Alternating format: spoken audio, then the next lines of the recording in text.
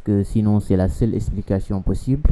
Sinon, comment il aurait pu arrêter, disons presque à main nue, avec seulement un lasso et à dos de cheval, un Parasaurolophus, un dinosaure herbivore qui pèse au moins une tonne, à l'aide seulement d'un cheval et d'une corde. Jurassic World Dominion ou Jurassic World Le Monde d'après est le troisième opus de la trilogie Jurassic World et le sixième film de l'univers Jurassic. Suite logique de Jurassic World Fallen Kingdom est réalisé par Colin Trevorrow, qui a réalisé entre autres le premier film Jurassic World. Pour aller droit au but, je n'ai pas particulièrement retenu grand chose de ce film, ni même l'intrigue principale, ni même le nom, ni les motivations, les sombres motivations de l'antagoniste principal, le docteur je ne sais plus quoi, qui est une sorte de Tim Cook, généticien, qui aurait mené des expériences génétiques sur des sauterelles préhistoriques ravageurs de récolte et qui aurait mal tourné. Je vous laisse un peu de temps pour celle-là.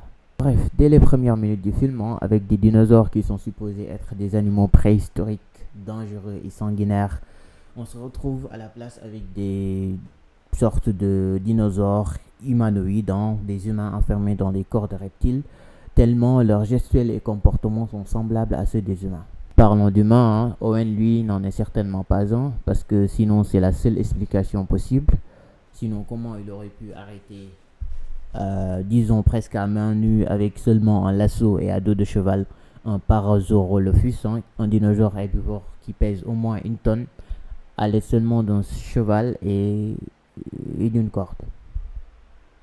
Essayez d'expliquer ça, s'il vous plaît. Bref, du grand n'importe quoi. À ce stade, j'avais déjà commencé à regarder mon voisin de ciné du coin de l'œil, et je peux vous dire qu'on pouvait lire le désespoir sur son visage, le pauvre. Disons que le seul point positif que je retiens du film en général, c'est le CGI et le rythme de certaines scènes d'action, notamment celle où il y a une course-poursuite entre Owen et des sortes de vélociraptors programmés à tuer sur demande.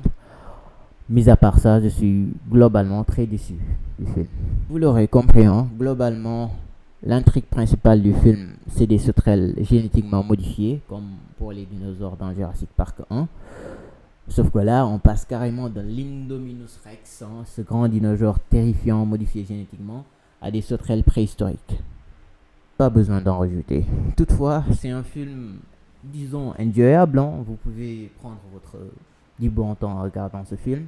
Sauf que si vous vous intéressez à l'intrigue ou autre chose, vous serez déçu globalement. Si ce n'est pas le cas, si vous vous en foutez carrément de l'intrigue et que vous êtes seulement venu adorer, apprécier un grand film avec de gros monstres qui s'affrontent, des dinosaures un peu partout, là vous serez servi.